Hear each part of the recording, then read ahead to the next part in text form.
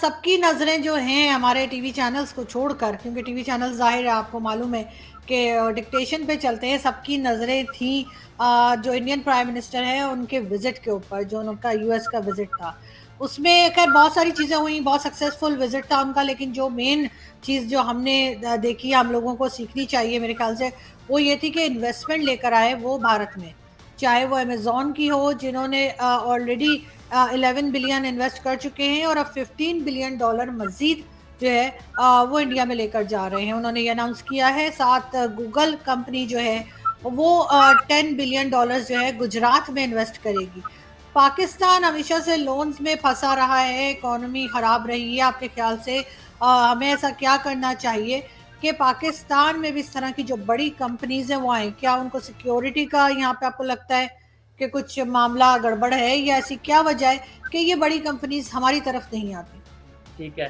Ma'am, बहुत ज़बरदस्त question है आपका, लेकिन मुझे सबसे पहले एक बात बताइए कि पाकिस्तान आईएमएफ के जो तरले कर रहा है वो कितने डॉलर्स के लिए कर रहा है? कितने डॉलर्स की हमें हेल्प चाहिए आईएमएफ से? आप ज़रा बताइएगा, फिर मैं उसे आगे स्टार्ट करता हूँ। 1.1 आप जानते हैं, बहुत ही हाँ, कम है। ठीक हुँ। है। अब आप एक साइड पे कह रही है यूएस जोन्स है या बड़ी-बड़ी कंपनीज़ है, कितने बिलियन डॉलर की इन्वेस्टमेंट लेकर आ रही हैं। इवन ना सिर्फ वो इन्वेस्टमेंट लेके आ रहे हैं, इंडिया भी यूएस में इन्वेस्टमेंट करने जा रहा है। 3 बिलियन डॉलर के तो ऑलमोस्ट वो जोन्स है वो अपने जेट्स खरीदने जा रहा है, इस तरीके से वो डील कर रहा है। मुझे आपने बोला पाकिस्तान कैसे ट्रेड की तरफ जा सकता है, पाकिस्तान कैसे इन्वेस्टर को ला सकता है। सबसे पहली चीज़ ये है कि अगर पीएम मोदी, इंडिया के प्राइम मिनिस्टर ने यूएस का विज़िट किया, तो उसी टाइम में ऑलमोस्ट हमारे प्राइम मिनिस्टर ने भी फ्रांस का विज़िट किया। अब देखना ये है कि वहाँ पे जाके वो किन शख्सियात से मिल रहे थे और उनके मिलने का मकसद क्या था। इंडिया के प्राइम मिनिस्टर मिल रहे थे एलन मस्क से, इंडिया के प्राइम मिनिस्टर मिल रहे थे वहाँ व्हाइट हाउस में जो है बड़े-बड़े बिज़नेसमैन थे, उनके साथ मीटिंग्स कर रहे थे, दुनिया के बिज़नेसमैन के साथ। और हमारे जो प्राइम मिनिस्टर हैं वो फ्रांस में जाके किस मकसद के लिए गए थे, ये पूरी दुनिया के सामने है। यहीं पे हमारा विज़न और उनका विज़न क्लियर हो जाता है। सेकेंडली आपने बात की कि हमें क्या करना चाहिए। सबसे पहले कुछ लोगों का ये कहना है, मैं जब पब्लिक में जाता हूँ और पब्लिक की ओपिनियन लेता हूँ, पूछता हूँ कि क्या वजह है कि बड़े-बड़े इन्वेस्टर, दुनिया की बड़ी-बड़ी मल्टीनेशनल कंपनीज़ इंडिया में इन्वेस्टमेंट करना चाह रही हैं, जबकि पाकिस्तान से कभी शेल की खबर आती है कि वो अपना बिज़नेस वाइंड अप कर रहे हैं, कभी किसी का सुजुकी की खबर आती है, कभी किसी कंपनी की आती है। तो मुझे एक बड़ा अजीब-सा जवाब सुनने को मिलता है। वो ये कहते हैं, मेरे भाई आजकल दुनिया चलती है पैसे पे, जिसकी इकोनॉमी बेहतर है उसके साथ रिलेशन बेहतर करेंगे। जबकि मैं इस बात से 110% डिसएग्री करता हूँ। क्यों? मतलब क्या आप ये बताएँ, सिर्फ़ और सिर्फ़ इंटरनेशनल रिलेशन में इकोनॉमी ही मैटर करती है? मैं कहता हूँ इकोनॉमी से ज़्यादा मैटर करती है आपकी ज़ुबान, इकोनॉमी से ज़्यादा मैटर करती है आपकी पॉलिसी, इकोनॉमी से ज़्यादा मैटर करती है आपका विज़न, लॉन्ग टर्म विज़न। हमारा विज़न ये होता है कि हम अपना कराची का पोर्ट गिरवी रख दें, यूएई को दे दें, सऊदीया को दे दें, किसी को दे दें और हमें 2 दिन के लिए या 2 हफ्तों के लिए पैसे मिल जाएँ। जबकि अगर इंडिया की बात करें, वो एलन मस्क को रोकते हैं कि भाई हमें आपकी कोई गाड़ियों की ज़रूरत नहीं है, आपके बड़े नाम की ज़रूरत नहीं है। आपने अगर इंडिया में कारोबार करना है, तो हमारी टर्म्स एंड कंडीशन को फ़ॉलो हुँ। करते हुए करना है। आपने यहाँ पे मैन्युफैक्चरिंग करनी है और एट द एंड रिज़ल्ट क्या आता है कि वो कंपनी मानती है, उसे मानना पड़ता है। और अगर ट्विटर की बात करें, उन्हें भी वो कहते नज़र आते हैं, अगर आपने इंडिया में हमारे साथ चलना है, तो हमारी टर्म्स एंड कंडीशन जो हमारा लॉ है, उसके अंडर रहते हुए आपको अपनी पॉलिसीज़ बनाना है। और एट द एंड ट्विटर का जो सीईओ है, वो ये कहता नज़र आता है कि बिल्कुल कोई भी कंट्री हो, हमें उसके अंडर जो उसका लॉ है, उसके अंडर रह के काम करने की ज़रूरत है। मैं ये समझता हूँ जब आपके अंदर लीडरशिप स्किल्स होंगी, जब आपके अंदर विज़न होगा, तभी आपकी हुँ। दुनिया के साथ रिलेशन बेहतर होंगे और इंटरनेशनल बिज़नेसमैन किसी भी कंट्री में तभी आके इन्वेस्टमेंट करेंगे। लेकिन शुभ सिक्योरिटी की भी अगर बात की जाए, तो क्या यहाँ पर जो इन्वेस्टर्स आएँगे, क्या उनको हम कोई सिक्योरिटी दे सकते हैं कि उनकी जान और माल दोनों हिफ़ाज़त से रहेंगे? हमने सी पैक का हाल भी देखा। सी पैक आखिर चाइना आया ही था, थोड़ा इन्वेस्ट भी किया था काफ़ी, और उसके बाद सी पैक का क्या हाल हुआ वो भी सबके सामने है। चाइना, और अभी चाइना वो है जो हमारा आयरन फ्रेंड है, जो शायद को हिमालय से ऊँची दोस्ती है। अगर हम चाइनीज़ को नहीं बख्श सकते, अगर उनके ऊपर हम ब्लास्फेमी चार्जेज़ और बहुत से इल्ज़ामात हुँ। लगा के उनको हरास कर सकते हैं, मैं हरास कहूँगा, उन्हें तंग कर सकते हैं, डिस्टर्ब कर सकते हैं, तो फिर अगर आप सोचें फ्रांस का कोई यहाँ पे बिजनेसमैन आके बिजनेस करना चाहे तो पॉसिबल है। अगर इंडिया से टाटा कहे या अंबानी कहे कि हम यहाँ पे आके बिजनेस करना चाहते हैं, वो सोचेंगे भी कि पाकिस्तान में हम इन्वेस्टमेंट करें?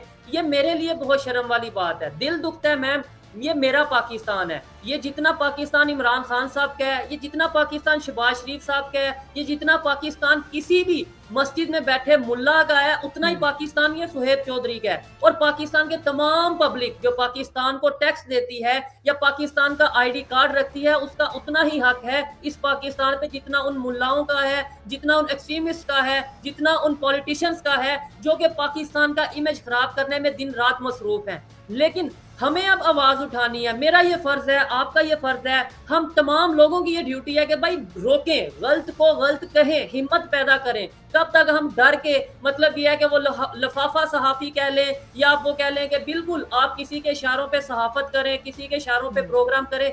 जब तक ऐसे करेंगे मैं अपना नुकसान करूंगा, अपने पाकिस्तान का नुकसान करूंगा, और एट दी एंड हमें जो इन फ्यूचर बहुत से अंधेरों का सामना करना पड़ेगा। मैं ये कहना चाहता हूं कि हमें अब जो सा हकीकत का सामना करते हुए चीजों को एक्सेप्ट करने की जरूरत है। जो हम में गलतियां हैं, एक्सट्रीमिज्म के अगर एलिमेंट हमारे में मौजूद है, उसको समझने की जरूरत है। हम इस्लाम की बात करते हैं और जिन्हें हम फॉलो करते हैं, तुर्की को फॉलो करते हैं मोस्टली, या सऊदिया को फॉलो करते हैं, वो तो अपने रिलेशन इंडिया के साथ भी बेहतर बनाए हुए हैं, वो तो अपने रिलेशन इसराइल के साथ भी बेहतर बनाए हुए हैं। फिर हमें क्यों आगे लगा दिया कि भाई इसराइल को तो मानना ही नहीं आपने, और एट दी एंड फिर मानने भी जा रहे हैं।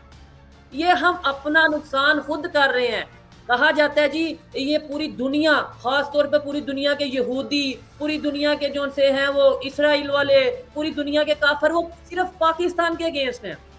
मैं कहता हूं अगर पाकिस्तान के अगेंस्ट कोई है तो पाकिस्तान के पॉलिटिशियन, पाकिस्तान की पब्लिक, पाकिस्तान का बोसीदा एजुकेशन सिस्टम। जब तक हम इस सिस्टम को नहीं बदलेंगे तब तक हम कभी इंडिया को ब्लेम करेंगे, कभी इसराइल को ब्लेम करेंगे, लेकिन अपने घर में हम नहीं देख पाएंगे। देखिए, इंडिया के साथ तो कहा जा सकता है कि हमारी कुछ जंगें भी हुई हैं और एक लड़ाई झगड़ा चलता रहता है थोड़ा बहुत। इसराइल के साथ तो कोई ऐसी बात ही नहीं है, ना हमारी कोई जंग हुई है, ना उन्होंने कुछ हमें कहा है, हम ही कहते रहते हैं। तो उसमें आखिर आपके ख्याल से ये क्यों इसराइल को तस्लीम नहीं कर लेते, और अगर नहीं करते तो इसराइल को क्या फर्क पड़ता है?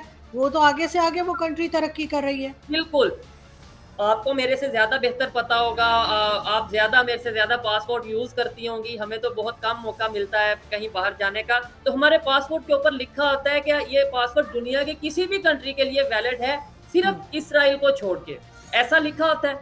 ठीक है, अब अगर किसी भी बच्चे से, किसी भी स्टूडेंट से, इवन किसी सीनियर पाकिस्तान के सिटीजन से पूछ लिया जाए कि भाई इसराइल से मसला क्या, वो पता क्या कहते हैं? वो यहूदियों का कंट्री है। दुनिया में दो ऐसे कंट्री हैं जो कि नजरिए की बुनियाद पे बने हैं, एक पाकिस्तान और एक इसराइल। और इसराइल बनाया ही पाकिस्तान को तोड़ने के लिए गया है। ऐसे ऐसे लॉजिक्स दिए जाते हैं, और वही इसराइल जिसकी टेक्नोलॉजी हम पाकिस्तान में यूज कर रहे हैं, और वही इसराइल जिसकी डेवलप की हुई चीजें हम पाकिस्तान में यूज कर रहे हैं, वो पाकिस्तान को तोड़ने के लिए बनाया गया है। जब ये माइंडसेट मेरा होगा, जब ये माइंडसेट मेरी यूथ का होगा, जब ये माइंडसेट मेरे पॉलिटिशियंस का होगा, तो आई थिंक दुनिया हमें बहुत अजीब नजरों से देखेगी। और एक बात मैं यहाँ पे कहना चाहता हूँ, लेट्स सपोज एग्जाम्पल के लिए बात कर रहा हूँ, आपने इसराइल को नहीं मानना, ना माने, मैं स्टेट के साथ खड़ा हूँ, भाई ना मानो, ठीक है, आपकी अपनी एक मर्जी है, हमारी स्टेट है, हमारी मर्जी है, हम माने ना माने। लेकिन आपको फिर अगर बॉयकॉट करना है तो प्रॉपर बॉयकॉट करो ना, दुनिया देखे कि हाँ भाई ये इसराइल की प्रोडक्ट भी नहीं यूज करते, हाँ भाई ये इसराइल की जो टेक्नोलॉजी है उसको थूकते भी नहीं है, हमने हर चीज वहां से लानी है।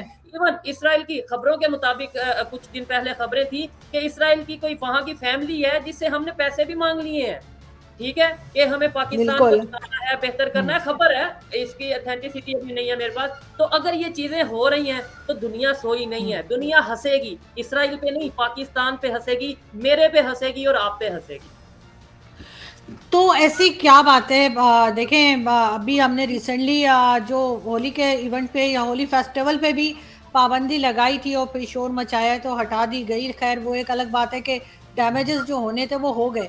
तो अगर इतना ज़्यादा हमारे अंदर, हमें इतना ज़्यादा इस्लाम आ रहा है और हम बड़े कोई इस्लाम के ठेकेदार बने हुए हैं, तो फिर जो है वैसा क्यों नहीं करती है हमारी गवर्नमेंट और हमारी इस्टेब्लिशमेंट?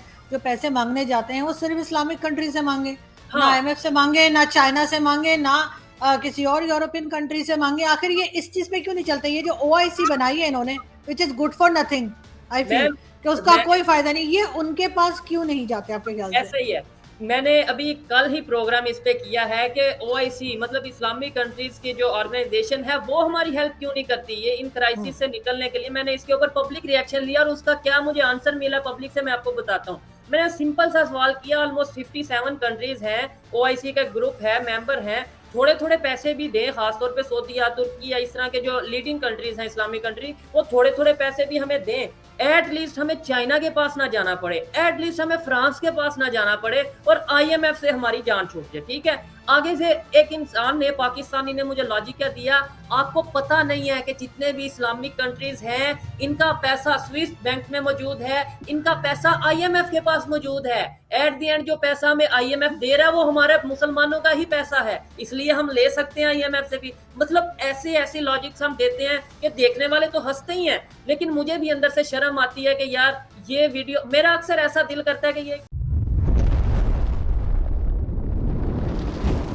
एकलव्य न्यूज इंडिया, अंतर्राष्ट्रीय खबरों का मंच।